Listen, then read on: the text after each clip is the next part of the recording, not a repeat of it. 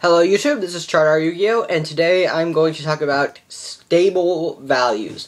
And that is cards that will never really go down in value. And these are really good cards to pick up because they're usually valued pretty high, they're in very high demand, and they're usually pretty easy to get also. Now, the first card to come to mind with a very, very stable card is Super Rare Effect Veilers. I have 8 in the binder. As you can see here, I have 14 total. Oh, I also have a page of Hanzo, but that is not relevant to the video. And Effect Veiler is a really good card to pick up because it cannot really go down. Effect Veiler will always see play, especially now that the priority ruling has changed. Effect Veiler will most likely always be a staple. Now, why is it so good to pick these up? Because people are valuing these. They're very, very consistent, $8 on eBay. You might be able to get away with valuing them higher. And as the special edition, special edition just recently came out, but as the special edition goes away, the super rare effect veilers are going to get harder to find. And most people probably don't want to trade them.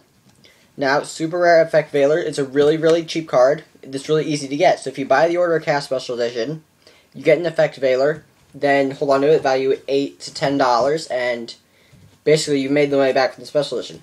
Now, obviously, I don't recommend buying packs ever, but if you can pick up, if you're going to get a box of the Order of Chaos special edition, or you can trade for a bunch of super effect veilers like I did, I would recommend doing that, because the only way that card can really go down in value is if a more broken version of it is released, which is very unlikely. Effect Veiler is a pretty balanced card. I find it very unlikely it will be power creeped anytime soon.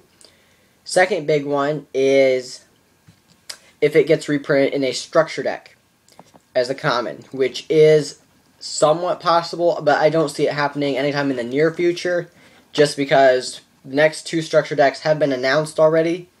So we at least have until those go, and they have been out for a while. And the Order of Chaos special edition just came out. Its Effect Veiler is still selling those packs and still making Konami money.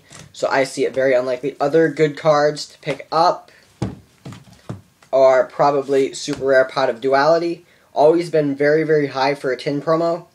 And those tins are starting to get harder to find. My Walmart in my area, we don't sell a lot of things. They still have full shelves of them. But I see online a lot.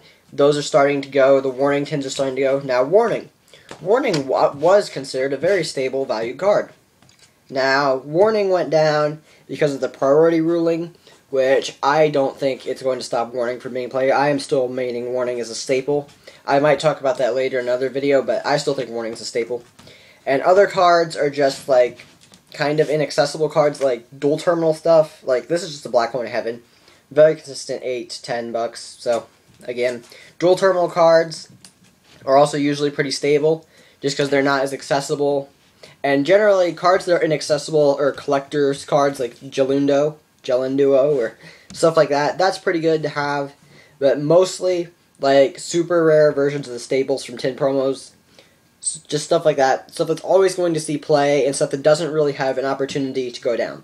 So if any of you guys have a suggestion for a good card to hoard in addition that's kind of like Effect Veiler, please push that in the comment. I would like to hear it. I can give my opinion on it, and who knows, maybe we can both get rich off of it. Never know. So that is what I think of stable value cards, and peace out, YouTube.